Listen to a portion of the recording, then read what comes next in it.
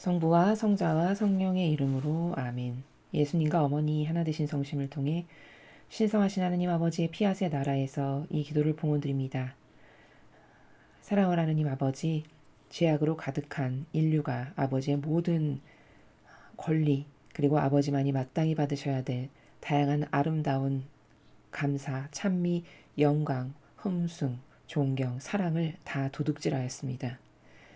그리하여 역겹고 저급하고 저열한 인간의 뜻이 이제는 마귀화되어 아버지의 자녀들을 자신들이 만든 제도와 전통을 마치 하느님을 위한 것으로 둔갑시켜 그것으로 주님의 백성들을 핍박하고 억누르며 왕처럼 군림하여 이분법 신분질서 가운데 다스리는 마귀들이 되었습니다.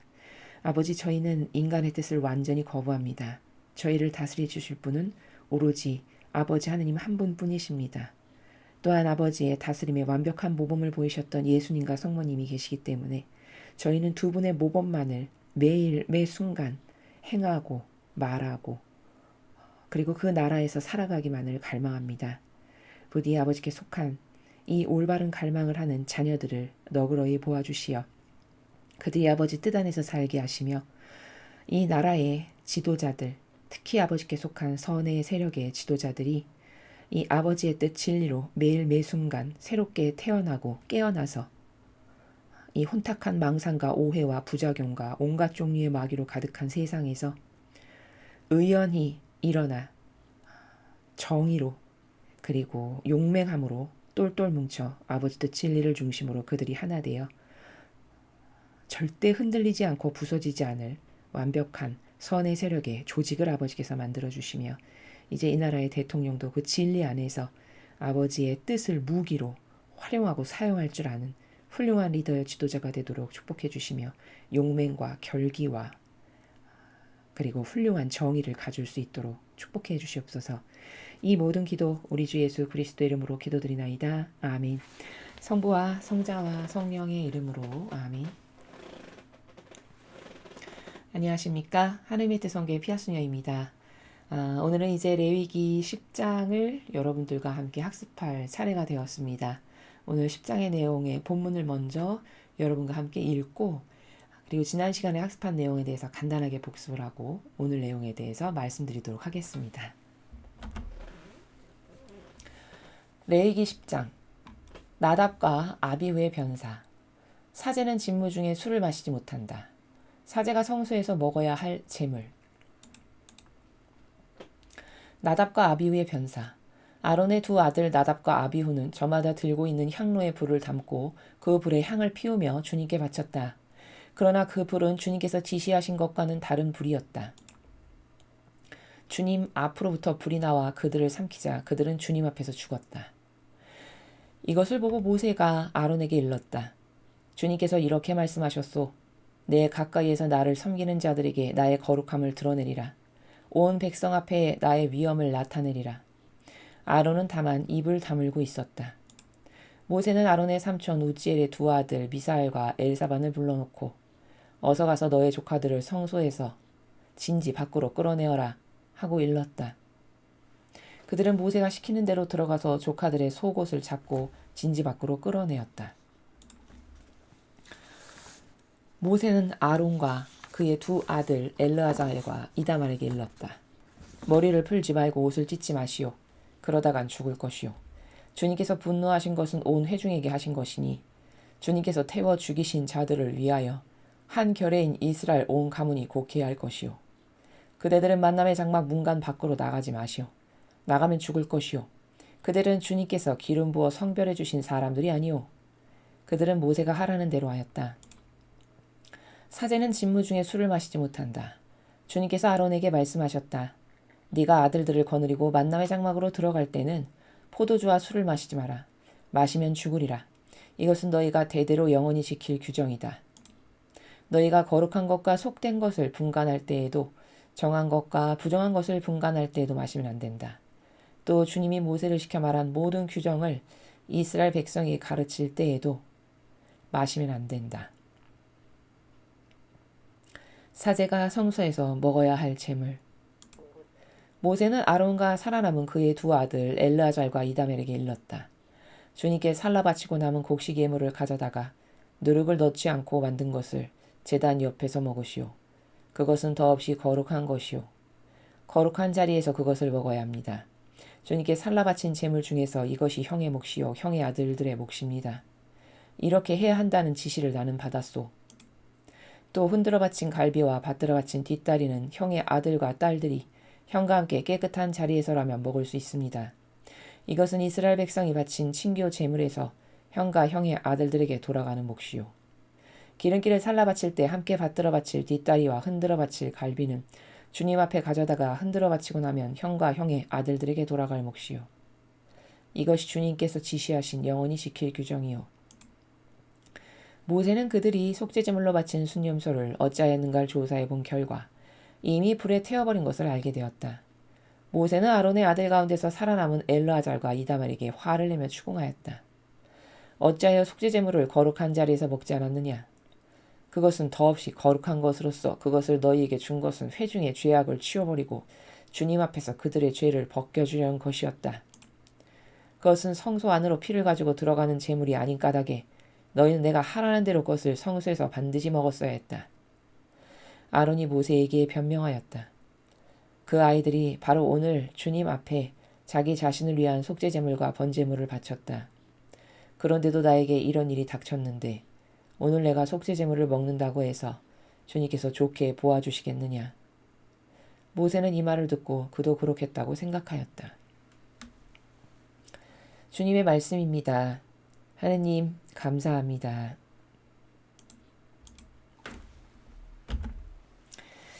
예, 이제 오늘 레위기 10장은 그 아론의 아들들이 이제 지지난 시간에 요 앞에 그러니까 8장에서 이제 사제 임직식을 다 받았죠. 그래서 이제 그들이 공식적으로 사제 직분을 수행할 수 있는 은총이 이제 권한이 생겼죠. 그런데 주님께서 요건 요렇게 해야 한다라고 일일이 다 규정을 주셨어요. 근데 그대로 하지 않은 거죠. 그래가지고 여기 보면은 아론의 아들이 지금 4명이 나오는데 그 중에서 이제 2명이 오늘 주님께서 하라고 말씀하신 대로 하지 않아가지고 그 제단 앞에서 바로 즉사했죠. 이렇게 무서운 내용이 지금 오늘 전반부에 나오고 있습니다. 자, 오늘 10장에 대해서 제가 여러분에게 설명드릴 내용이 굉장히 디테일하게 많은데요. 그것은 아버지가 이렇게 설정하셨는데 얼만큼 많이 변질되었는가라는 것을 비교 분석해야 오늘 10장을 학습하는 의미가 있기 때문에 그래서 제가 이제 여러분에게 객관화를 해서 많은 부분에 대해서 작은 디테일한 것까지 이제 말씀을 드릴 것이 좀 있습니다. 자, 먼저 오늘의 본문에 들어가기에 앞서서 지난 시간 9장에서는 우리가 어떤 것을 배웠냐면 아론이 첫 제사를 드리다가 9장의 내용이었어요. 그러니까 8장에서 사제 임직식을 다 끝내고 이제 드디어 이 공동체에 사제직을 행할 수 있는 이제 사제가 생긴 거죠. 아버지의 특별한 은총과 축복으로 이제 그 직분을 부여받은 거죠. 그래서 첫 제사를 드리는 것이 지난 시간의 내용이었습니다. 자, 우리가 지난 시간을 통해서 어떤 중요한 관점의 학습을 하였냐면 이 시대는 지금 고대 사회죠. 그러니까 이 시대의 하느님 백성은 이제 겨우 종살이에서 해방돼가지고 뭐가 뭔지도 잘 모르는 천방지축의 그냥 어린아이. 그러니까 예절도 모르고 지적인 것은 당연히 없을 거고 뭐 어른을 어떻게 모시고 살아야 하는지 사랑이라는 게 도대체 뭔지 이런 것에 대해서 아예 전무하고 그냥 종의 근성밖에 없는 이런 백성의 수준입니다. 그 백성을 하느님을 모시고 사는 백성의 수준으로 끌어올리려니까 아버지 입장에서는 어떻게 해야 될까요? 그러니까 이런 거죠. 1학년을 입학했는데 초등학생이 1학년이 뭘 알겠어요? 그럼 백지 상태잖아요. 그럼 1학년에게 가르쳐야 될 건 예의범절부터 가르쳐야 되겠죠. 선생님을 어떻게 선생님으로서 존중해 드려야 되는지, 친구들하고의 관계는 어떻게 올바른 교우 관계를 친밀성 있게 해서 거기서 사회화를 배우고 터득하고 학습을 해야 하는지, 뭐 이런 기타 등등 아주 기본적인 남과 더불어 살아가는데 필요한 기본적인 사회화와 존경해야 될 거, 사랑해야 될 거를 구분질 줄 아는 이제 이런 기초적인 예절 교육 이런 걸 배워야 되는 거지 않습니까? 마찬가지입니다. 이 백성도. 이 백성은 그냥 원죄는 갖고 있고 죄악으로 점철돼 있고 그리고 어떤 개념이나 인간다운 어떤 삶의 근본이 되는 철학이 있거나 소신이 있거나 이런 건 아예 없고요. 그러니까 어느 정도 수준이냐면 광야에서 이제 좀 자기네가 형편이 조금만 어려워지면은 차라리 노예 생활이 낫지. 거기서 먹을 거라도 시컷 먹었지. 여긴 물도 없고. 이거 맨날 먹는 이 만나는 지겹고. 완전 초등학교보다도 더 저학년의 유아 같은 수준이죠. 그렇죠? 그런 걸로 이제 불평불만을 하는 수준입니다. 이제 그런데 그 백성을 아버지는 다스리고 그 백성과 함께 살아가셔야 되니까 하나하나 디테일하고 작은 부분까지 말할 수밖에 없는 거죠. 제가 좀 전에 초등학교 1학년이 무엇을 배워야 하는지를 비교 분석해서 여러분에게 객관화를 위해서 이 자연법에 살아가는 인간도 그러한 것이 있듯이 이들도 하느님과 함께 더불어서 조심히 발걸음을 떼면서 그분과 함께 살아가려면 뭐 여기 대단한 걸 기대하기보다는 기본적인 생활 습관 하느님과 살아가려면 이렇게 이걸 지켜야 되고 이걸 지켜야 되고 하는 그냥 단순 심플한 규칙부터 가르칠 수밖에 없지 않습니까? 그렇죠? 이제 그런 수준입니다. 근데 이제 이 백성하고 아버지가 함께 살아가셔야 되다 보니까 이렇게 죄악으로 가득하고 아무것도 모르는데 거기서 섞여서 살아가실 수가 없잖아요. 왜냐면 거룩하신 분이시니까. 그러니까 아버지는 이제 내가 너희와 함께 살아가마. 근데 악으로 가득한 너랑 같이 있을 순 없으니 거룩하신 분이 그러니까 나를 위해서 내가 너희들하고 분리돼서 그러나 너희들의 그 공동체 한 중심에서 함께 더불어 살 수 있는 성막을 만들어라 해서 분리 독립 가능한 성막을 만든 거죠. 아버지만이 계시는. 그래서 누구든지 그 성막에 들어가기 위해서는 본인을 먼저 죄악을 벗고 깨끗하게 하고 들어가야 되는 이런 절차가 당연히 필요한 거고 왜냐하면 거룩함 앞에 죄악으로 가득한 인간이 다가가면 하느님께 어떤 영향이 끼치는 게 아니라 죄악으로 가득한 우리가 죽습니다. 오늘 사건도 이제 일종의 그런 건데요. 10장에 나오는 것도. 그렇기 때문에 우리를 보호하기 위해서 아버지는 그렇게 다 분리시켜서 그리고 일반 백성은 가까이 가지도 못하고 사제직으로 직분을 부여받은 사람만 그것도 자기 죄를 다 씻고 정갈하게 하고 난 상태에서 아버지 앞에 가까이 갈 수 있는 이런 규칙, 규범, 질서 같은 것들을 가르쳐 주시는 거죠. 자, 그래서 이 시대는 그렇게 이 공동체 안에 아버지께서 그 백성과 함께 살아가시기를 원하셨다. 자, 그런데 영의 세계라는 건, 즉 천상의 나라라는 건 우리가 이 자연법에 살아가는 인간도 과학기술의 발전에 따라서 눈부신 발전을 지금 거듭해서 지금 무슨 뭐 마하 비행기가 날아다니고 초음 속에 그다음 뭐 달나라를 가네 뭐 화성을 개발을 할 수 있냐 이런 걸 논하는 시대가 됐잖아요. 그런 것처럼 영적인 것도 무수히 많은 발전을 이미 거듭한 거거든요. 그러나 배우지 못하고 들어본 적이 없기 때문에 그냥 정체되어 있는 거거든요. 인류가. 그러면 이렇게 아버지는 영으로 오셔서 분리된 공간에서 그 공동체와 함께 그들을 이끌면서 살아가셨던 시대라면 지금은 어느 정도로 눈부시게 발전된 시대냐. 각각의 영혼의 마음 안에 아버지와 예수님과 성모님께서 함께 계십니다. 믿는 이들 안에. 그러면 내 마음 안에 계시는 아버지와 예수님과 어머니를 의식하면서 매 순간 조심히 동반하는 자세로 발걸음을 조심히 내드리면서 아버지와 예수님과 어머니와 함께 살아갈 수 있는 지금은 영적으로 이 정도로 발전된 시대입니다. 분리해서 공동체 한 가운데에서 아버지가 계시고 일반인은 만날 수도 없었던 시대에서 지금은 각각 개개인이 아버지를 끊임없이 갈망하고 매 순간 의식하고 인간의 뜻을 안 따르고 살고 이런 것을 정갈하게 할 수 있으면 누구나 하나님을 만날 수 있는 이런 엄청나게 발전된 시대가 된 거죠. 자, 이런 발전사를 우리가 알아야 된다라는 거고요. 그래서 제가 여기 한 줄로 요약하기를 하느님과 인류의 관계는 어떻게 지금 발전되어 왔는가? 지금 우리는 어떤 영적으로 발전된 시대를 살아가고 있는 건가? 그것에 대해서 내가 인식을 올바르게 하고 있어서 올바른 상응 관계를 하고 그래서 화응이 잘 지금 이루어져 가고 있는가. 이것을 각각의 영혼은 성찰해보고 곱씹어보고 돌아봐야 된다는 거죠. 그러니까 하느님과 함께 살아간다는 건 이런 거예요. 쉽게 설명하면 제일 이해하기 쉽게 객관화를 하면 예를 들어 우리도 지금은 그런 집이 거의 없는데 예전에는 큰 댁에 가면은 할머니 할아버지가 계셨어요. 제일 장손이 부모님을 모시기 때문에 보통 큰 댁에 가면 할머니 할아버지가 항상 계셨습니다. 그러면 할머니 할아버지가 같이 살죠. 자손들하고. 그러면 그 자손들의 인식체계는요. 같이 살지 않는 자손들의 인식체계하고는 조금 달라요. 어떻게 다르냐면 같이 살지 않는 자손들은 그렇게 크게 할머니 할아버지를 의식하면서 살지 않아요. 그냥 무슨 날때 뭐 생신이라든가 뭐 회갑이라든가 뭐 고희 뭐 이런 어떤 큰 명절 생신 이럴 때만 오늘 이런 날이니까 가서 축하드려야지 해서 간헐적으로 의식을 한다면 그런 수준이라면 같이 살아가는 자손은요. 매일 의식을 할 수밖에 없죠. 그렇죠? 아침에 일어나도 눈을 뜨면 할머니 할아버지께 가서 안녕히 주무셨어요. 밤새 편안하셨습니까?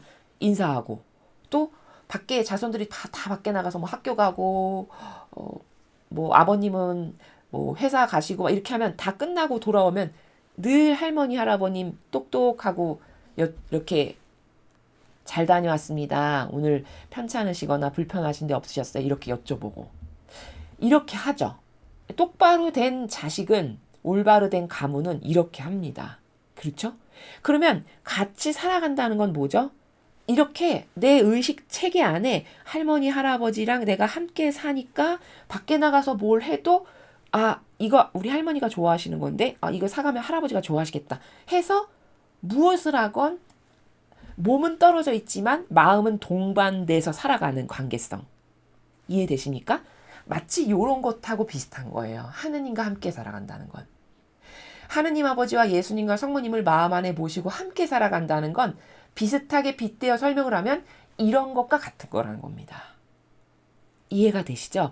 바로 이게 마라나타 메시지에서 지금은 이제 메시지가 끊겨가지고 우리가 지금 안타깝게도 아버지 말씀을 못 듣고 있지만 굉장히 반복해서 많이 말씀하셨던 핵심 주제 중에 하나가 뭐냐면 매 순간 나와 함께 살아라. 매 순간 나를 의식해라. 이 말씀을 굉장히 많이 하셨어요. 아버지께서. 여러분이 과거 메시지가 궁금하시면 우린 자꾸 잊어버리니까 망각의 존재니까 반복적으로 들으시면 굉장히 영성생활 하시는데 도움이 많이 되실 겁니다. 그러면 과거의 그 메시지들 이렇게 떠올려보고 추상해보면 매 현순간이라는 단어를 굉장히 반복적으로 자주적으로 말씀하셨고 학습을 많이 했습니다. 바로 그 매 현순간이라는 나라가 정신세계가 뭐냐.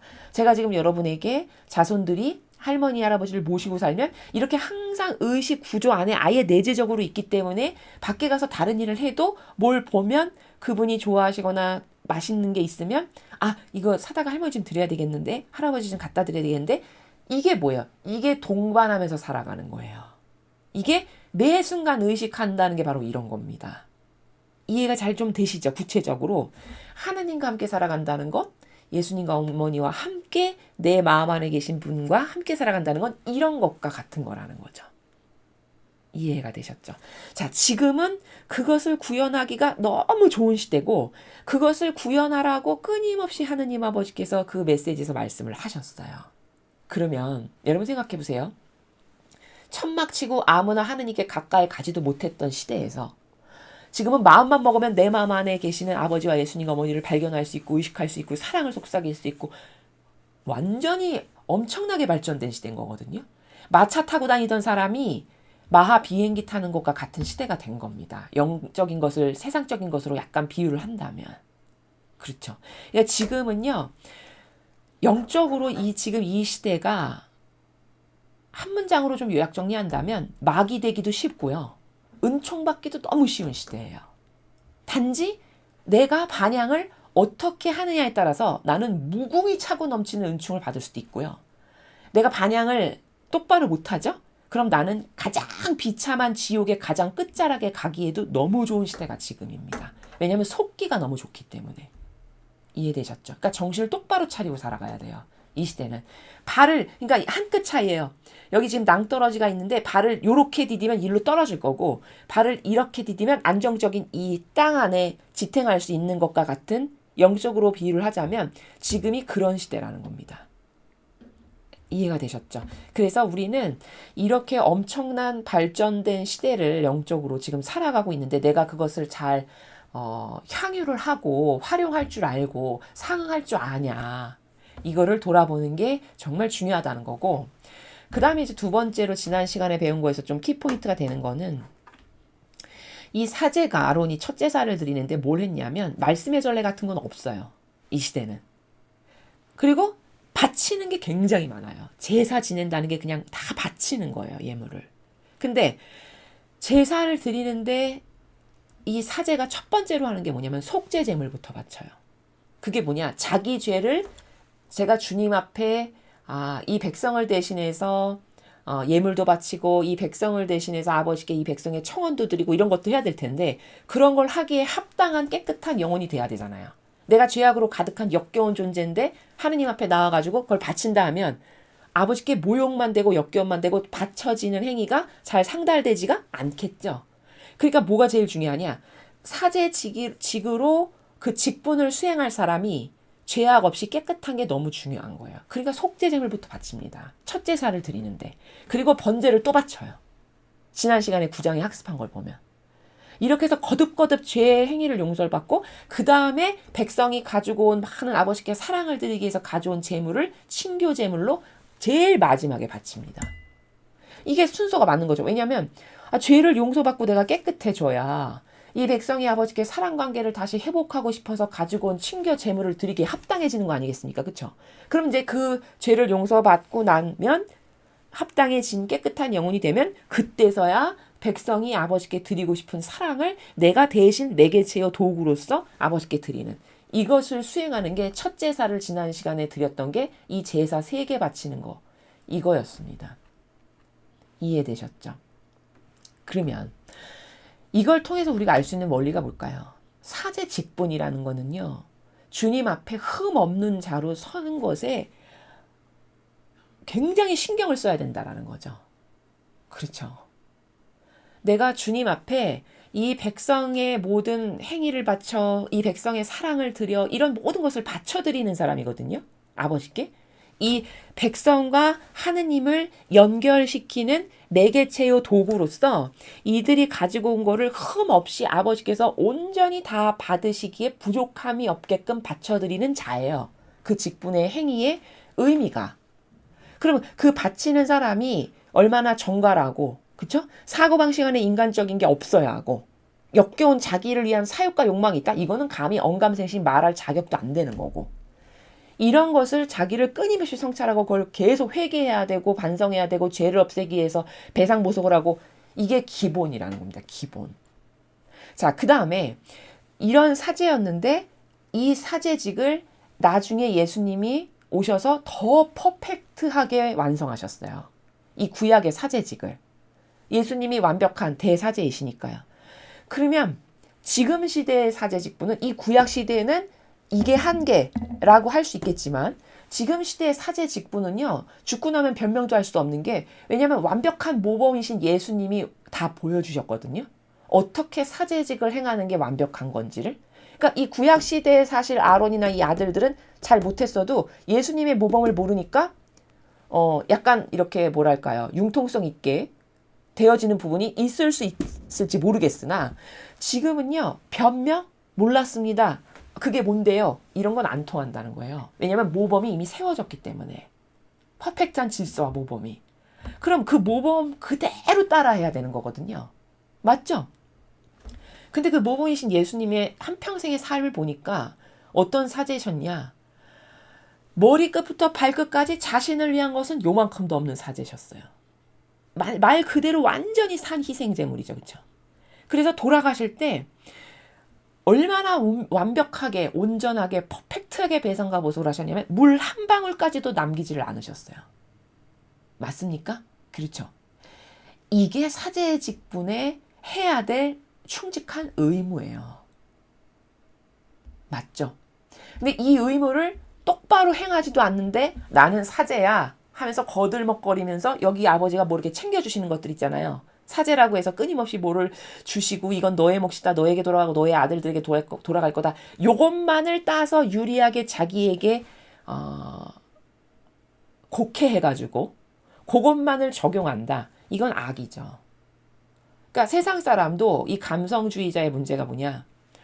자기가 마땅히 해야 될 책임과 의무가 있잖아요. 그쵸? 양심 바른 사람이면 어떻게 해야 될까요? 내가 책임과 의무를 똑바로 하고 있나? 무슨 권리를 주장하기 전에 내가 나에게 맡겨진 책임과 의무라는 게 인간에겐 있는 거 아닙니까? 가장이면 가장의 책임과 의무가 있고 엄마면 엄마가 자식을 잘 돌보고 이끌어야 될 어떤 책임과 의무가 있는 거잖아요. 그렇죠?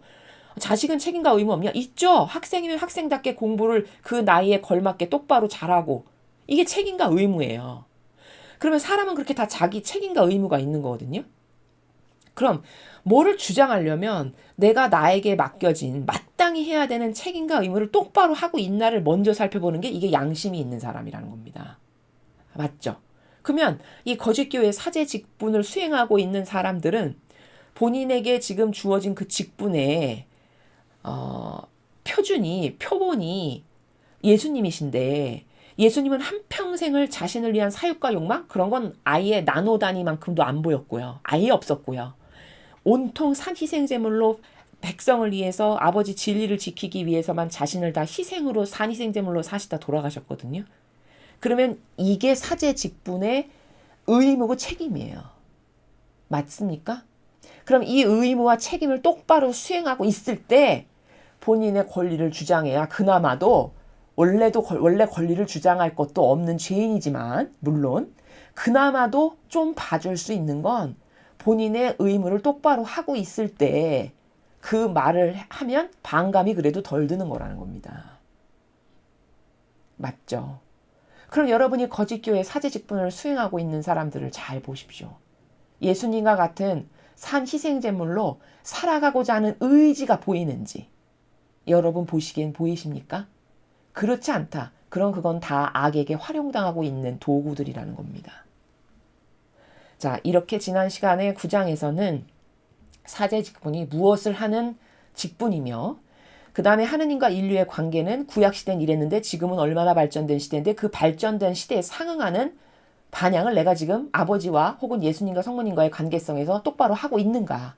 이 두 가지를 체크해보고 그게 키포인트였고 본인에게 적용을 해서 나는 지금 이런 걸 깨닫고 살아가고 올바르게 상응하고 있나 이런 것을 점검해 보시면 되겠습니다.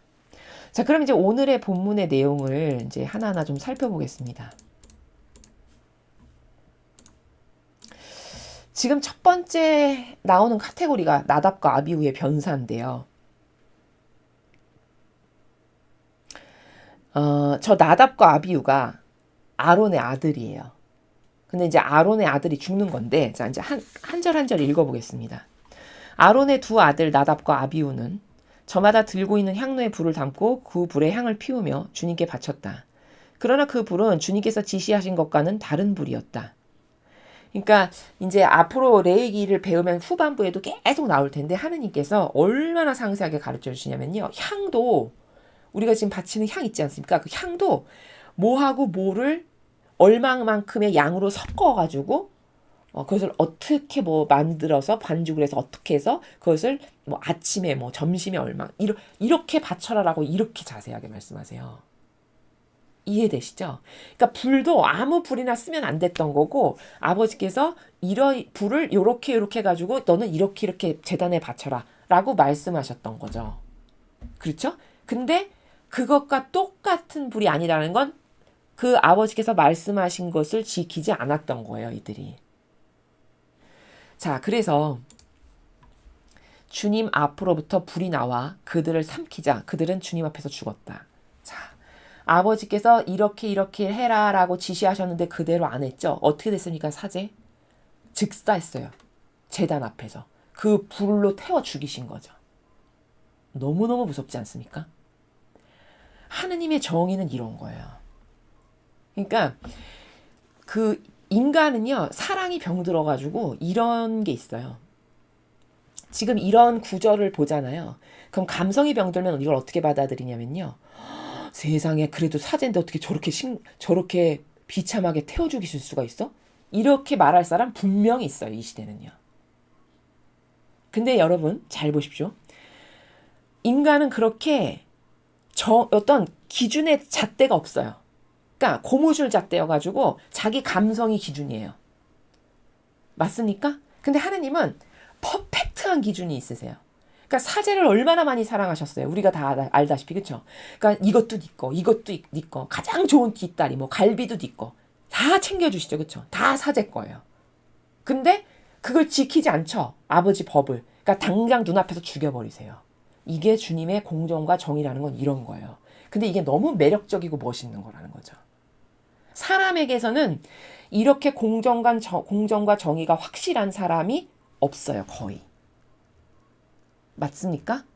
게다가 그것이 만약에 내 자식이다. 내가 아는 사람이다. 그럼 팔은 안으로 굽는다는 속담이 있죠. 다 고무줄 잣대로 달라져요. 하나님은 절대 그렇지 않으세요. 그러니까 오죽하면 그 정의가 예수님이 아드님이셨잖아요. 아버지의.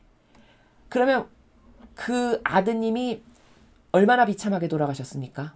그쵸? 십자가 위에서 아주 그런 난도질이 없으며 그 채찍질 당하는 거. 여러분 패션 오브 크라이스트라는 영화를 보셨으면 아시겠지만 비참하기가 이루 말할 수가 없어요. 예수님이 어떻게 돌아가셨는지를 상세히 보면. 근데 자식이 그렇게 죽는 산희생제물인데 아버지가 그걸 허락하신단 말입니다. 그럼 사랑 안 하셨을까요, 예수님을? 그럴 리가요. 그쵸?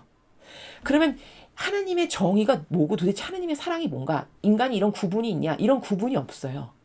그냥 본인의 병든 기호와 정서와 감성대로 내 거면 팔이 굽는 거고 내가 미워하는 자면 이렇게 하는 거고 이런 수준이에요. 이걸 저열하다라고 말하죠. 그렇죠?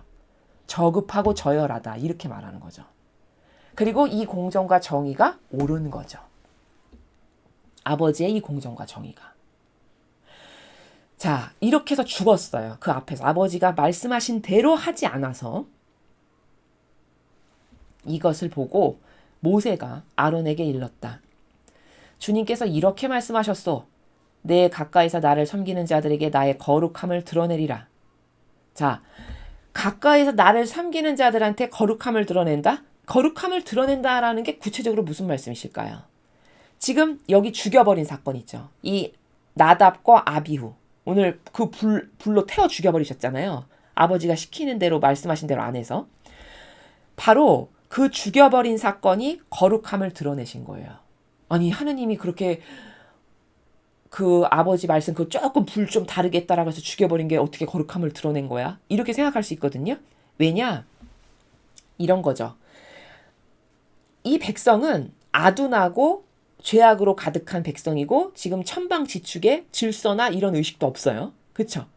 그러면 이런 사람을 교육하려면 여러분 생각해 보십시오. 이런 사람을 교육하려면 아주 명확한 스탠다드 샘플을 보여줄 때 그럴 때 이렇게 아둔하고 우매하고 뭐가 뭔지도 모르고 질서도 없고 아무것도 모르는 사람에게 교육이 확실하게 되겠죠. 그렇죠? 아, 저렇게 하면 죽는구나. 하느님 앞에 저렇게 아버지가 말씀하신 거 안 지키고 순종 안 하면 나는 즉사하는구나. 이걸 보여주면 그게 가장 확실하고 명확한 교육이에요. 그렇죠? 아버지는 지금 그걸 하시는 거예요. 그러니까 거룩함을 드러내리라는 오늘 이 그 아론의 아들 2명이 아버지가 말씀하신 대로 안 해서 그 앞에서 즉사해서 죽었는데 그 죽여버린 사건이 아버지가 거룩하게 드러내신 사건이에요. 왜? 하느님이 저렇게 살아계시구나. 우리 가운데.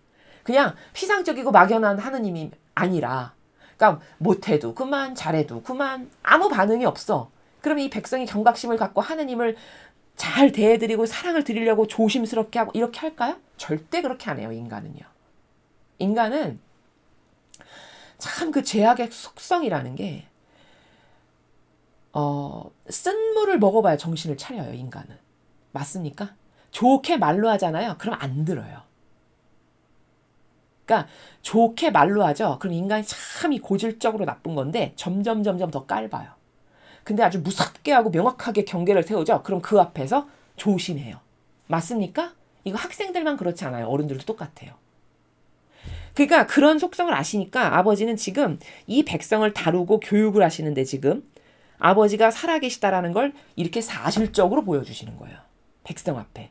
그러니까 거룩함을 드러내신 게 맞죠.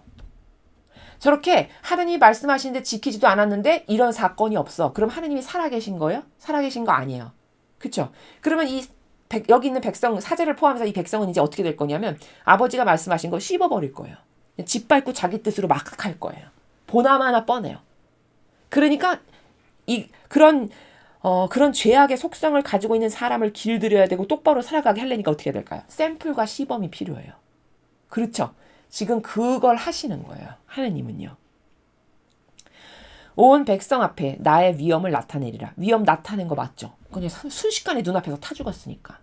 얼마나 두렵겠어요, 이들이. 그렇죠? 위엄을 나타내리라.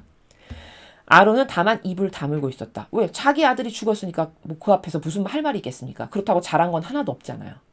그렇죠? 그러니까 지금 이 3절을 통해서 우리가 알 수 있는 건 뭐냐면 제단 앞에서 주님 앞에 불을 이렇게 붙이려고 하다가 지금 똑바로 안 해서 죽은 거지 않습니까? 그러면 여러분 제단 앞에서 얼마나 경건해야 될까요? 맞습니까? 여러분 교리 배우실 때 그 영세하실 때 교리 배우죠? 제단을 뭐라고 가르칩니까? 이 교회가? 제단 혹은 제대라고 해요. 제단이 보면 왜 성당에 들어가면 한 중앙에 있죠. 중심에. 제단이 중심이라고 가르쳐요. 교리를 배울 때. 그리고 실제적으로 제단이 중심이고 그 제단은 예수 그리스도를 상징해요. 왜냐하면 이 전체의 중심이시기 때문에. 그리스도가 우리 모두의 중심이시다. 이런 상징이거든요. 그럼 제단이 곧 그리스도예요. 근데 여러분 그 제단 앞에서 사제가 경건하게 하느냐. 여러분 많이 보셨을 겁니다. 미사 가시다 보면. 자기가 강론 막 침 튀기면서 하다가 거기다 코푼 휴지 올려놓고요. 보셨나요? 그리고 거기다가 저는 심지어 이것도 봤어요. 다리를 다쳤는데 거기다 목발을 제단에다가 기대놔요. 이 제단이 마치 무슨 가구 같아요. 그냥 자기 필요한 거 이용하는. 그 목발을 제단에다 기대놓고요. 심지어 자기 말하다가 목 아프면 먹을 물컵도 거기다가 다 올려놓고요. 그렇죠. 그러면 여러분 불 하나 똑바로 안 피웠는데 지금 타 죽었거든요. 그럼 이건 얼마나 저주를 받을까요? 거기다가 목발 올려놓고 코푼 휴지나 올려놓고 자기 먹던 그 더러운 물컵이나 올려놓으면 이건 얼마나 저주를 많이 받아야 될까요? 비교가 되십니까? 그렇죠? 근데 이런 생각 들 거예요. 여기 불 하나 잘못했는데도 타 죽었는데 지금은 그렇게 막 재단에 목발대고 물컵 올려놓고 코푼 휴지 올려놔도 안 죽네? 이런 의문 혹시 드시죠? 자, 여러분 그게 왜 그런 줄 아십니까? 그것 굉장히 무서운 이유예요. 진실을 알면요. 어떤 이유에서 그러시냐면요. 이 교회가 지금 이 구약시대 아론의 아들들보다 죄악이 덜하고 착해서 가만 놔두시는 게 절대 아니고요. 그렇게 하시는 이유는요. 이렇게 죽는 은총마저도 그들에게 가당치 않기 때문이에요. 무슨 말이냐. 지금 이들이 하느님 손에 죽었죠. 이 나답과 아비후가 하느님 손에 죽었잖아요. 그렇죠? 그러면요. 이들은요. 죄악을 갚은 게 돼요. 왜? 아버지 손에 죽었으니까. 이들이 지금 이렇게 아버지께 순종으로 이렇게 말씀하신 대로 안 하고 이런 죄악이 있잖아요. 그 죄악에 상응하는 벌을 받은 거죠. 죽었다는 건 징계를 받은 거죠. 그러니까 이들은 갚은 거예요. 그러니까 천상에 갈 수 있어요. 이런 거거든요. 근데 이들보다 더 악독하고 더 악랄하고 더 교묘하고 사악하거든요. 지금의 현대 시대의 이 사제 직분을 수행하는 자들은. 근데 안 죽죠. 그러면 사람이 생각했을 때 아유 구약이나 무서운 하느님이니까 그렇지 지금은 안 죽이시는데 뭘 그렇게까지 해. 이렇게 얼마든지 생각할 수 있거든요. 근데 여러분 그거는요. 그들이 이들보다 착해서거나 더 거룩해서거나 더 잘하고 있어서가 절대 아닙니다. 하느님 손에 죽으면요. 그건 엄청난 은총이에요. 왜? 죄악을 다 갚은 거니까. 근데 안 죽이시잖아요.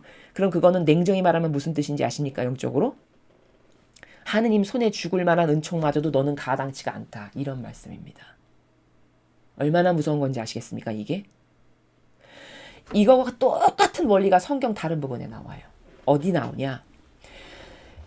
예수님이 병자, 중풍병자, 나병 환자, 가난뱅이 막 이런 사람만 만나고 다니시잖아요. 안식일에 이제 그런 사람 만나면 안 된다라고 그러고 막 바리사이들이 막 가르치고 지적질하죠. 그러니까 예수님이 그때 이런 말씀하셨어요. 건강한 사람에게는 의사가 필요치 않으나 아픈 이들에게는 의사가 필요하다. 이렇게 말씀하셨거든요. 여러분 아시죠? 이 부분 어떤 부분인지. 자, 여러분 이게 얼마나 무서운 말씀이신지 아십니까? 자, 바리사이가 건강한 이들에게는 의사가 필요치 않은데 이렇게 아픈 사람에게는 환자, 병자에게는 의사가 필요하다. 나는 그들을 위해서 왔다. 이런 나라에서 말씀하시죠? 그러면 그 말을 딱 듣는 순간 바리사이는 어떻게 생각할까요? 그래. 나는 건강한 사람. 나는 훌륭한 자. 나는 모범. 나는 깨끗한 자. 너희들하고는 격이 다르지. 이렇게 분명히 생각했을 거거든요. 근데 예수님의 그 말의 의중은 무슨 뜻인지 아십니까? 그게요. 반어법이에요. 즉 다시 말하면 이 아픈 자, 다리 저는 자, 이렇게 중풍병자, 나병 자 그들은 고쳐져서 즉 그들에게는 내가 파견되기에 타당하고 합당하고 그들은 하느님의 은총을 받기에 합당하나 너희들에겐 그 은총이 가당치 않아. 그러니까 너는 착한 사람이라고 착각하고 살아라 하고 막아버리시는 거예요. 얼마나 무서운 건지 아시겠습니까? 그 말 들으면 바리새인이 엄청 좋아했을 거거든요. 보나마나. 그래 나는 쟤들하고 격이 다르지. 나는 훌륭한 자, 착한 자, 모범적이고 안 그래도 쟤네들하고 다른 바리새인 뽀박자야. 신학 박사야. 이렇게 생각했을 거거든요. 근데 사실은 그 진실이 뭔지를 어리석어서 깨닫지를 못하는 겁니다. 예수님이 너희들은 구원받을 자격도 없다, 가당치가 않다 해서 막아버리신 거예요. 너 같은 애들한테는 이 은총이 가당치가 않다. 차라리 순수하고 부족하지만 겸손한 저들에게 은총이 가당하다. 이렇게 말씀하셔서 그걸 그냥 막아버리시는 나라입니다. 예수님은 이렇게 하세요. 아버지도 지금 이 교회를 저토록 변질되고 역겹고 추잡한 것을 일삼는데도 불구하고 여긴 불하나 잘못 따르는데도 죽여버리셨는데 멀쩡히 살아있다. 그럼 사람 생각했을 땐 구약의 하나님은 무섭고 징계를 너무 많이 하시고 그냥 지금은 자비하는 심이고 사랑의 하나님이셔. 그건 본인의 생각이에요. 성경 어디에도 그런 나라 나오지 않습니다. 진리는요. 구약 다르고 신약 다르고 뭐 마지막 시대 다르고 이렇게 고무줄이 아니에요. 절대. 인간이나 그렇지. 하느님은 한 번 뭘 설정하셨죠. 그 잣대를 억만 년을 두고 변하지 않으세요. 이래서 진리가 퍼펙트하고 완벽한 거거든요. 그러면 이게 맞는 거예요. 이 정의가. 근데 왜 아무런 응징이 떨어지지 않을까? 그건 그 응징마저도 가당치가 않다. 왜? 하느님 손에 죽으면 하느님이 그걸 살리셔야 되거든요. 천상의 나라에서. 왜? 여기서 다 갚은 바가 된 거니까. 근데 그렇게 살리고 싶지 않으시거든요. 천상에 데려다 놓고 싶지 않으신 거예요. 다시 말하면. 그러니까 가만히 냅두시는 겁니다. 너의 죄값대로 다 살고 너는 죽어서 너는 반드시 네 죄가 행한 열매를 가지고 지옥으로 가야 되니까. 이 나라예요. 이해가 되시죠? 이렇게 무서운 겁니다. 자, 그래서 지금 이 제단이 얼마나 중요한가. 여기 2절, 3절 같은 것을 보면 자, 그것을 우리가 하나 배울 수 있습니다. 모세는 아론의 삼촌 우지엘의 두 아들 미사엘과 엘사반을 불러놓고 어서 가서 너의 조카들을 성소에서 진지 밖으로 끌어내라 하고 일렀다.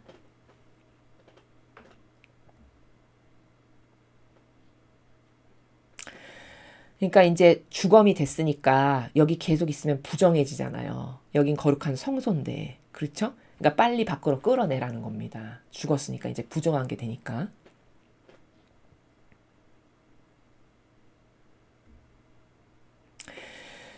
자, 5절. 그들은 모세가 시키는 대로 들어가서 조카들의 속옷을 잡고 진지 밖으로 끌어내었다. 자, 모세가 이렇게 이야기하니까 그 나답과 아비후를 속옷을 잡고 밖으로 질질 끌어서 이제 밖으로 나가게 한 거죠. 그 시체를 끌어낸 거죠. 모세는 아론과 그의 두 아들 엘르아잘과 이다말에게 일렀다. 자, 이제 2명은 죽고 나머지 2명 엘르아잘과 이다멜이라는 아들이 또 있었던 거죠. 아론에게. 머리를 풀지 말고 옷을 찢지 마시오. 그러다간 죽을 것이오. 자기 형제 2명이 죽었잖아요. 그러니까 이들이 이제 혹시라도 이제 머리 풀고 곡을 하고 이런 걸 할까봐 그런 걸 하지 말라고 막 이야기합니다. 그러다간 죽을 거래요. 주님께서 분노하신 것은 온 회중에게 하신 것이니 주님께서 태워 죽이신 자들을 위하여 한 결의인 이스라엘 온 가문이 곡해야 할 것이오. 자, 이렇게 이야기를 하거든요. 지금 모세가. 그러니까 이게 무슨 뜻이냐면 이게 어떤 행간의 나라냐면요. 여기 머리 풀지 말고 옷 찢지 말아라. 그러단 죽을 거다. 이렇게 말씀하셨죠. 이게 뭐냐면 예를 들어 저들이 이 심증으로 이 배알로 어떤 걸 갖고 있을 수 있죠? 억울해. 그깟 불 이렇게 작은 것 하나. 이런 생각 얼마든지 하겠죠. 그렇게 너가 억울해해서 머리 풀고 옷 찢고 해서 이렇게 고글에 억울한 마음을 가진 채로 그랬다간 너도 죽을 거다. 이 무서운 인간의 나라입니다. 그래서 그랬다간 죽을 것이요. 이렇게 말하는 거예요. 자, 표징을 이미 너도 봤지. 주님 앞에 주님께 온전히 순종으로 하라는 대로 하지 않았을 때 저렇게 되는 거 너도 봤지. 근데 너가 만에 하나 그것에 반감을 갖고 억울해하는 마음으로 그런 걸 해. 곡하고 이런 걸 해. 그럼 너도 죽을 거다. 이렇게 이야기하는 겁니다. 그리고 여기 후미에 분노하신 건 온 회중에게 한 거니까 온 가문이 곡을 해라.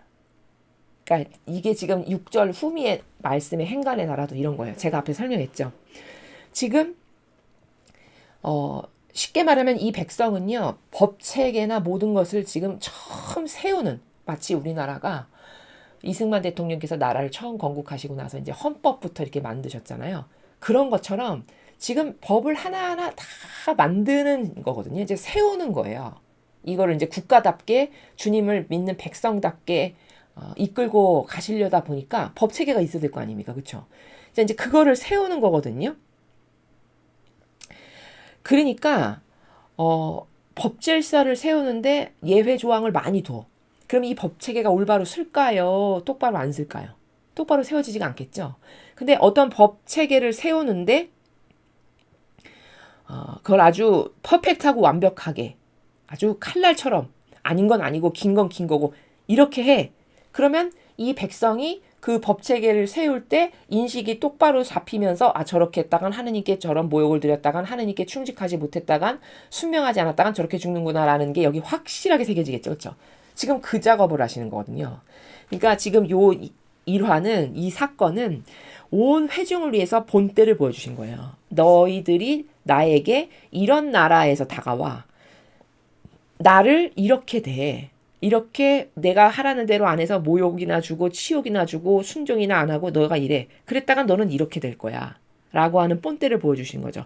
그러니까 다시 말하면 사제는 이 두 명의 사제는 희생제물로 죽은 거예요. 이해되셨죠? 그대들은 만남의 장막 문간 밖으로 나가지 마시오. 나가면 죽을 것이오. 그대들은 주님께서 기름 부어 성별해 주신 사람들이 아니요? 그들은 모세가 하라는 대로 하였다. 그러니까 이제 그 아론하고 남은 두 아들 그들에게 지금 말하는 거죠. 만남의 장막 밖으로도 나가지 말라는 거예요. 그러면 죽는데요. 요건 또 왜 죽는다고 말씀하신 거냐면 이런 거예요. 지금 자기 형제 둘이 죽은 걸 봤잖아요. 불에 타 죽은 거를. 그럼 이들이 어떤 마음을 또 가질 수도 있죠. 나약한 인간이니까 이렇게 어렵고 이렇게 무서워서야 어떻게 이걸 할 수 있겠어. 이러면서 도망갈 수도 얼마든지 있겠죠. 그렇죠. 그러니까 만남의 장막 문간 밖으로 나가지 말라고 이야기한 거예요. 그걸 다 간파하고 왜 하나님이니까 다 하실 거니까. 그렇죠. 네가 만약에 이렇게 무섭고 어려워서야 어떻게 하겠어 해서 저 밖으로 나가. 이걸 포기하고 안 하려고 해서 나가. 그러면 너도 똑같이 죽을 거다. 이런 행간의 나라입니다. 그대들은 주님께서 기름 부어 성별해 주신 사람들이 아니요. 그들은 모세가 하라는 대로 하였다. 자, 이렇게 해서 지금 언지를 아버지께서 모세를 통해서 주시는 거죠. 규칙을 하나하나 세우시는 겁니다. 질서를.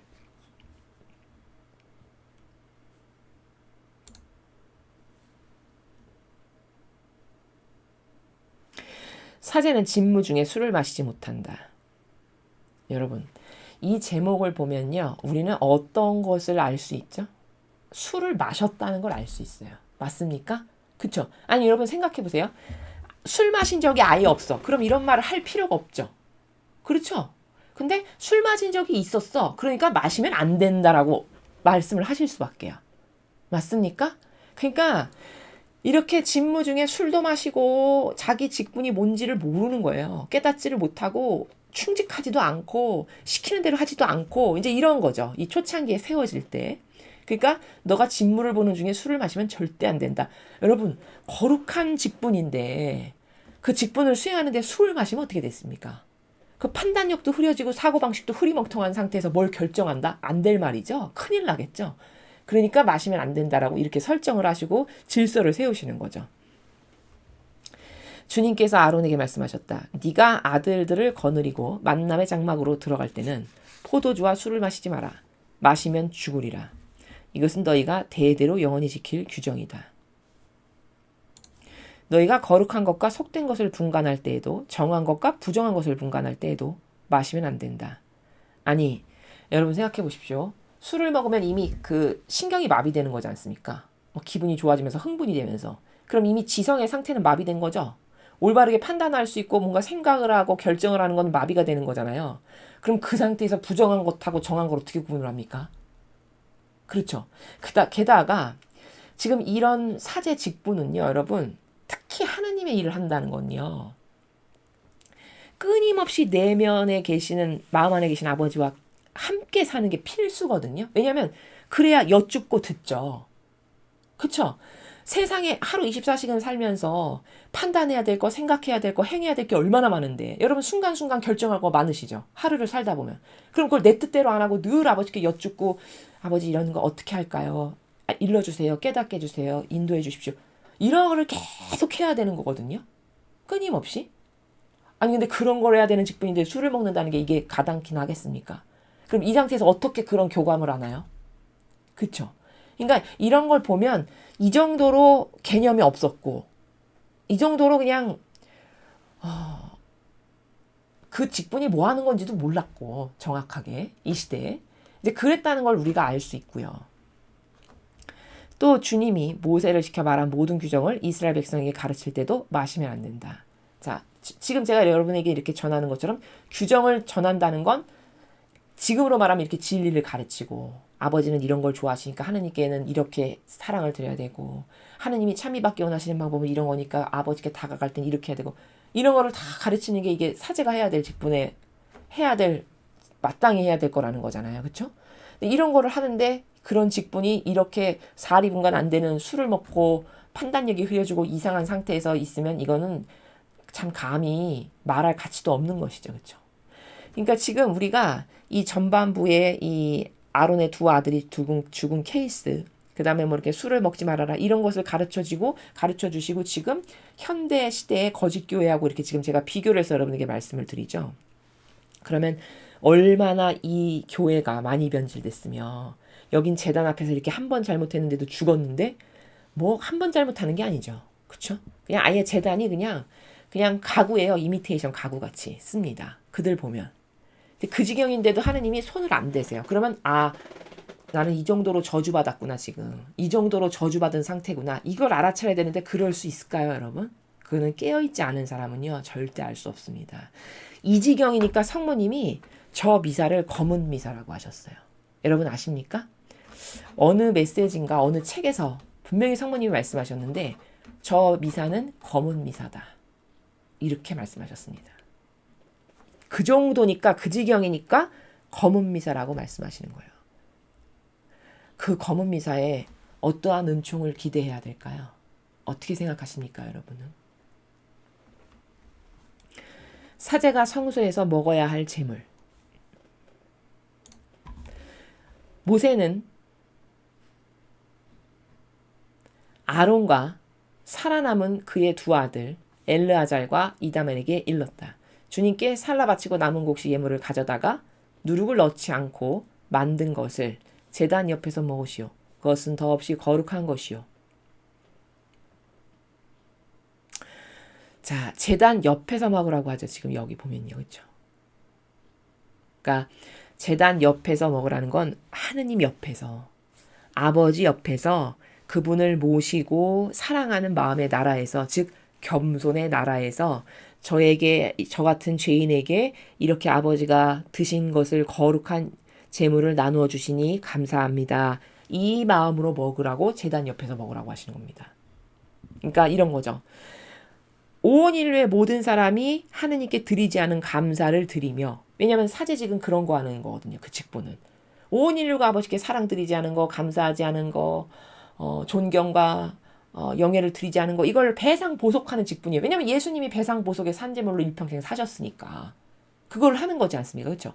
그러니까 온 인류가 감사드리지 않은 걸 감사를 드리면서 겸허한 마음으로 먹게 하기 위해서 이것이 화답이죠. 아버지께 대한 올바른 화답 산 희생제물로서의 그걸 하려고 제단 옆에서 겸손히 먹어라 이렇게 지금 이야기를 하는 겁니다. 거룩한 자리에서 그것을 먹어야 합니다. 주님께 살라 바친 제물 중에서 이것이 형의 몫이요 형의 아들들의 몫입니다.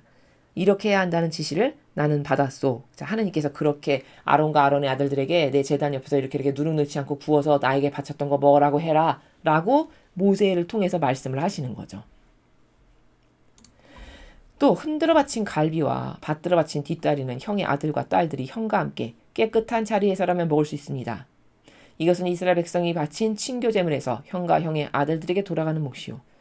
자, 그 다음에 이제 친교제물은 조금 러프하다고 그랬지 않습니까? 뭐 속죄제물은 사지만 먹어야 된다면 친교제물은 그래도 하느님과 다시 관계를 회복하기 위해서 이스라엘 백성이 바친 거니까 이것은 아론의 딸들도 다른 아들들도 이제 같이 먹을 수 있게끔 자, 이렇게 아버지가 주신 것이다 라고 지금 전하고 있는 거죠.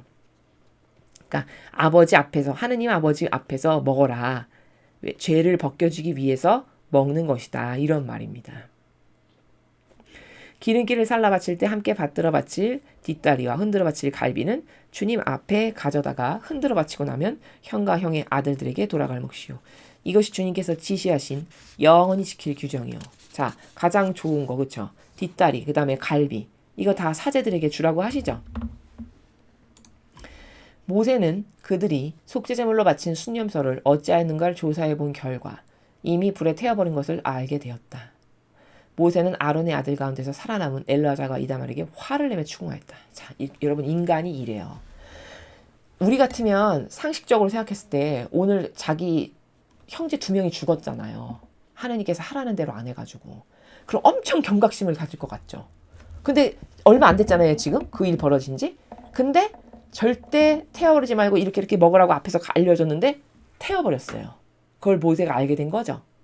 그러니까 모세가 막 화를 내면서 추궁하는 거죠. 그러니까 인간이 이렇게 하나님의 뜻에서 벗어나고 겸손과 순종이 없다라는 걸 알 수 있습니다. 이 정도로 완고한 존재예요. 인간이. 이해되십니까? 어찌하여 속죄제물을 거룩한 자리에서 먹지 않았느냐? 그것은 더없이 거룩한 것으로서 그것을 너희에게 준 것은 회중의 죄악을 치워버리고 주님 앞에서 그들의 죄를 벗겨주려는 것이었다. 그러니까 속죄제물을 먹는 이유는 그 하느님께 바쳐드렸던 그 속죄제물을 사제가 먹음으로써 즉 하느님 아버지와 하나 된 사제 직분이 그것을 먹음으로써 아버지가 드신 바가 되는 거고 또 그렇게 함으로써 죄악이 벗겨지는 예식이었던 거예요. 그걸 먹는 행위 자체가. 근데 그걸 이들이 되게 소홀히 여겼던 거죠. 그래서 이 백성의 죄악을 벗겨주는. 그러니까 사제가 속죄제물을 하느님께 이런 죄를 저의 죄를 벗겨주십시오 해서 바쳤던 것을 그들이 제사를 바치고 나면 거룩한 자리 즉 밖에 나가지 않고 그 제단 옆에서 그들이 마음의 나라가 아버지 감사합니다. 아버지와 하나 된 자로 제가 충직한 도구요 매개체가 되도록 축복해 주시고 이 백성의 죄를 용서해 주십시오. 이제 이런 마음으로 먹었어야 되는 거거든요. 여기를 이제 정리를 해보면 그렇죠? 이제 그렇지 않았다라는 것을 지금 징계를 하는 거죠 모세가. 그것은 성소 안으로 피를 가지고 들어가는 제물이 아닌 까닭에 너희는 내가 하라는 대로 그것을 성소에서 반드시 먹었어야 했다. 그러니까 피를 바치는 게 있고 뭐 통째로 태우는 게 있고 이렇게 종류가 다 달랐지 않습니까? 제물을 바칠 때도. 근데 요 제물은 피를 바치는 게 아니라 그냥 태워가지고 태우고 남은 바를 먹는 거니까 반드시 아버지께서 지정하신 이 거룩한 장소에서 여기서 즉 제단 옆에서 아까 말씀하신 먹으라 하면 그대로 했어야 된다라는 거죠. 아론이 모세에게 변명하였다. 그 아이들이 바로 오늘 주님 앞에 자기 자신을 위한 속죄제물과 번제물을 바쳤다. 그런데도 나에게 이런 일이 닥쳤는데 오늘 내가 속죄제물을 먹는다고 해서 주님께서 좋게 보아주시겠느냐. 그러니까 지금 이 아론의 변명은 이미 풀이 죽은 거예요. 아들 둘이 오늘 그냥 즉사했지 않습니까? 주님 제단 앞에서 그것도 얼마나 깜짝 놀랐겠습니까? 그렇죠? 다 죽었잖아요. 그러니까 완전히 기가 죽은 거죠. 그러니까 아니 걔네들이 그래도 사제 직분을 오늘 수행했고 그러니까 아까 속죄제물, 번제물 이런 거 바쳤다라고 했죠. 바쳤는데 그 불을 아버지가 원하시는 대로 안 해가지고 죽은 거지 않습니까? 그럼 걔네들이 속죄제물도 바치고 번제제물도 바치고 저의 죄악을 이렇게 용서해 주세요 이런 걸 다 했는데도 불구하고 그 아버지가 원하시는 대로 안 해가지고 죽였잖아요. 그런데 이런 걸 먹는다고 한들 무슨 소용이랴. 이제 이런 나라에서 푸념하고 하소연하는 나라에서 19절에서 지금 아론이 이야기를 하고 있는 거죠. 모세는 이 말을 듣고 그도 그렇겠다고 생각하였다. 그러니까 이제 20절은 그렇게 중요한 내용이 아니고 듣고 보니 그 아론 형의 말이 그래 그럴 수도 있겠다 뭐 이렇게 넘어갔다라는 걸 지금 이렇게 한 문장 적고 있는 겁니다. 그러니까 오늘 지금 이 전체 10장의 내용은 하느님께 제단 앞에서 모욕을 드리면 반드시 죽는다는 예표를 보여주신 겁니다. 이해되시죠? 반드시 죽는다. 그런데 저렇게 이 교회는 그렇게 나쁘고 그렇게 사악하다라고 하는데 멀쩡한데요? 라고 생각할 수 있는데 그것은 이들이 더 낫거나 더 착하거나 더 거룩하거나 아버지를 특별히 잘해서가 절대 아니고 그들은 아버지 손에 이렇게 맞아 죽는 것마저도 그 은총마저도 가당치가 않으니까 가만히 놔두셔서 그들이 쓴 열매를 맺어가지고 악을 맺을 대로 맺죠. 그러면 그 맺은 덩어리를 가지고 그 열매를 가지고 지옥에 아주 강한 정말 끝자락에 가장 뜨거운 가장 비참하게 죽을 수 있는 그 본인이 행한 대로 가지고 가서 패망하게끔 가만히 지금 놔두시는 겁니다. 이해가 되시죠? 그래서 오늘 이 내용에서는 제단 앞에서 사제가 하느님께 모욕과 역경을 드리지 않는 그 사제 직분을 충실하게 행하는 게 얼마나 중요한가. 그 다음에 이때 이렇게 다 아버지가 원하시는 대로 조금만 안 해도 다 죽여버리시고 태워버리시고 막 이렇게 했는데 지금은 그렇지 않다라는 것은 지금이 더 나아서가 아니라 지금은 그런 하느님의 손에 죽을 가치조차도 없는 악으로 가득 찬 시대라서 그러한 것이다. 그리고 지금 이렇게 너무나도 엄격하게 아버지께서 하시는 이유는 지금 이게 법을 처음 세우시는 거잖아요. 다시 말하면 이 백성으로 받아들이시고 내가 얘네들을 이끌어서 나의 백성으로 똑바로 된 국가와 민족으로 살아가게 하려면 여기 법이 있어야 되지 않습니까? 질서가 있어야겠죠. 그렇죠? 그럼 지금 그 법과 질서를 세우시는 거니까 잘못됐을 때는 반드시 이렇게 돼라는 시범 케이스가 당연히 있어야 돼요. 왜냐? 그렇지 않으면요. 이들이 지금 아예 여기 유치원 수준이고 어떤 경계며 질서며 따라야 될 규칙이며 이런 거 아예 없거든요. 그런데 눈으로 보는 게 제일 확실하죠. 그렇죠? 이런 케이스는 이렇게 벌 받더라. 이런 케이스는 이렇게 죽더라. 이런 케이스 하니까 땅에 묻어버리시더라. 이런 걸 딱딱 보면 이들이 자동적으로 교육이 되겠죠. 그렇죠? 자동적으로 시키지 않아도 이건 이렇게 했을 때 저번에 이랬으니까 이거 절대 이렇게 하면 안 돼. 이런 거를 자각하기가 쉬워요. 눈으로 직접 보면. 그러니까 지금 아버지는 그렇게 다른 백성들도 경각심을 갖고 아버지께서 세우신 법을 잘 지킬 수 있도록 죄악을 저지르지 않게끔 이 백성을 보호하시려고 이렇게 시범 케이스를 철저하게 세우시는 이런 것을 우리가 오늘 학습을 했습니다. 자, 여러분, 하느님의 법은 자칫 잘못하면 마귀가 여기 오해를 불러 넣을 때 어려워. 저렇게 힘들어서야 어떻게 하겠어. 요런 거를 자꾸 마음 안에 불러일으키거든요. 그래서 아까 여기 왜 아론의 남은 아들들도 여기 만남의 장막 밖으로 나가면 너희들도 죽을 것이다. 너희가 여기서 이렇게 하자 하면 넌 여기서 죽을 것이다. 그렇게 말씀하신 게 이들이 그렇게 어려워서야 어떻게 하겠어. 나는 못해. 저렇게 강해서야 저 밑에서는 숨 막혀서 못해. 이제 그렇게 생각하는 부작용을 이미 알고 말씀하신 거거든요. 근데 여러분 제가 다른 데서도 많이 말씀을 드렸지만요. 이거는요. 어렵고 답답한 게 절대 아니에요.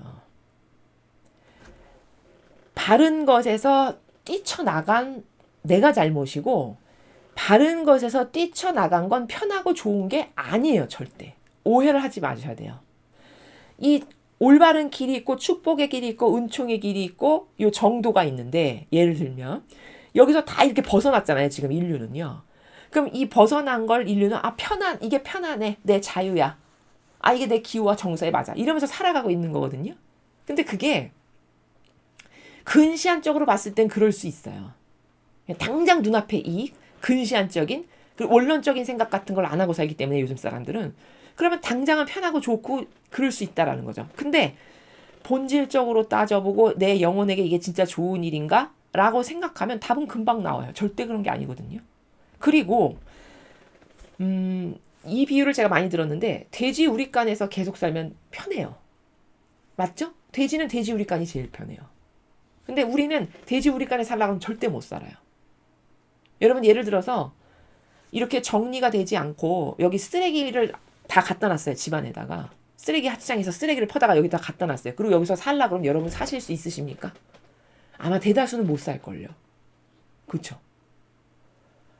그러면 이렇게 딱딱딱딱 정리하고 있을 때 뭐가 있어야 되고 이러려면 힘들잖아요. 정리도 해야 되고 청소도 해야 되고 그렇죠? 그 힘든 걸 어떻게 해? 그리고선 그 돼지국간에서 지금 살아가는 형국이거든요. 인류가. 하느님의 법을 그런 식으로 이해하는 거예요. 그러면 조금만 생각하면 이건 내가 기호가 지금 병들어서 원래는 이게 좋은 건데 이게 좋은 거라고 착각하고 있구나. 이게 답이라는 겁니다. 그렇죠. 그러니까 이건 어려운 거 힘든 게 아니고 병든 기호를 고치면 되는 거예요. 맞죠? 그러니까 제 병든 기호를 아버지 원래 아버지의 그 세우신 아름다운 질서, 계명, 또 본연의 나, 창조된 목적에 올바르게 반영할 수 있었던 본연의 나로 얼른 돌아가게 해주셔서 제가 이런 삐뚤어진 병든 이상한 기호에 처박혀서 살다가 허무하게 죽지 않고 아버지 질서가 편안하고 아버지 질서가 가장 나에게 딱 맞는 옷이 될 수 있도록 그렇게 다 되돌려 주세요. 이런 기도를 여러분이 갈망으로 하실 때 그리고 그걸 진짜 원할 때 하나님은 그 은총을 주신다는 거죠. 그러면 삐꾸였던 게 다시 온전한 제자리로 돌아가게 됩니다. 그러면서 전혀 불편하지 않고 이게 가장 편안하고 이게 나에게 딱 맞는 옷이 되는 그 과정이 필요할 뿐이라는 거죠. 그 과정. 그렇죠? 그래서 그런 오해가 없으셔야 된다. 라는 것을 추가로 말씀드립니다. 오늘 배운 이 내용을 가지고 사제 직분이 이 정도로 많이 변질됐다라고 하는 관점, 그 다음에 재단이 얼마나 중요한데 지금 재단을 저 거짓교회가 어떻게 대하고 있는가, 이거 하나만 봐도 하느님을 막연하고 피상적으로 대하고 사실적으로 인식하지 않는다는 걸 알 수 있고요. 이런 내용 때문에 성모님은 이 교회를 지금 검은 미사를 드린다라고 말씀하셨습니다. 자, 이런 것들을 객관화를 해서 여러분이 올바른 신앙생활을 하시고 하느님과의 관계성을 회복하는 데 많은 도움이 되셨으면 좋겠습니다. 이상으로 레위기 10장 해설 강의를 마치겠습니다. 감사합니다.